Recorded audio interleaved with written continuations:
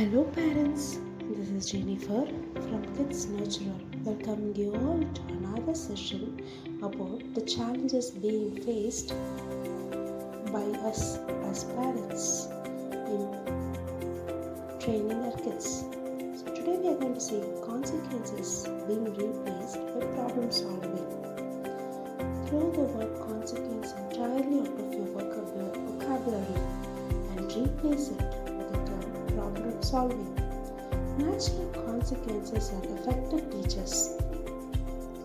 Here goes a famous saying: it's better to learn at 5 that harsh words rupture friendships than to learn it at 15. Building on this, most parenting experts suggest that when children misbehave, the best response is consequences. Letting children experience the consequences of their poor choices will teach them to make better choices in the future. Make sense, right? Not entirely. This works only if it's a natural consequence that the parent doesn't have anything to do with creating. Here's why. In other words, consequence is just another word for punishment. Let's take a scenario. I forgot my lunch today, so I was hungry.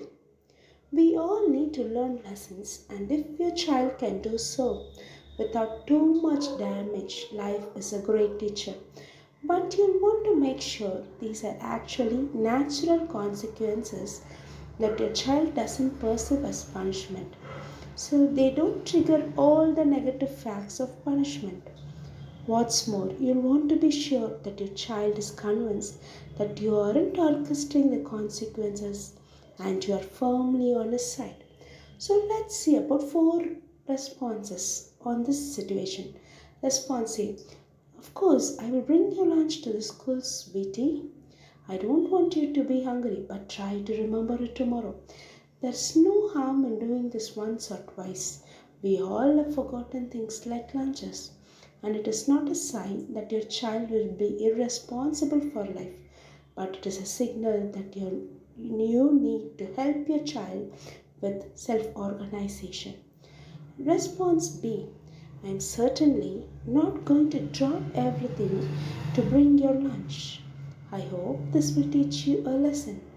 The child will probably learn to remember his lunch, but he concludes that the parent doesn't care about him and he becomes less cooperative at home. Notice that while this is a natural consequence, the parent's attitude transforms it into a punishment. Response C: okay, I will bring your lunch, but this is absolutely the last time. You would forget your head if it weren't glued on. And don't expect me to always drop everything to bail you out. The child does not learn to remember his lunch, but does learn that he is a forgetful person who irritates his parent in the future. He acts like a forgetful, irritating person by forgetting his lunch and expecting his parent to bring it to him. Response D: I'm so sorry. You forgot your lunch, sweetie. But it just doesn't work for me to bring your lunch to you today.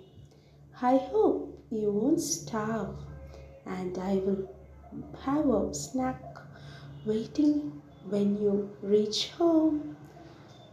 The child learns to remember lunch and feels cared about, and his self image stays intact. Does that mean you can never step in to help your child? We've seen 4 scenarios. Each one were addressed differently to the same sentence, to the same problem. but only one helped in problem solving rather than giving them a consequence.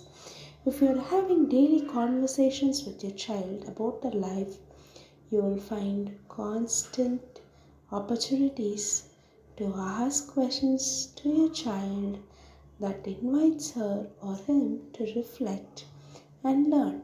So we like to conclude telling just remember to focus on problem solving rather than blaming or punishing. Thank you. Have a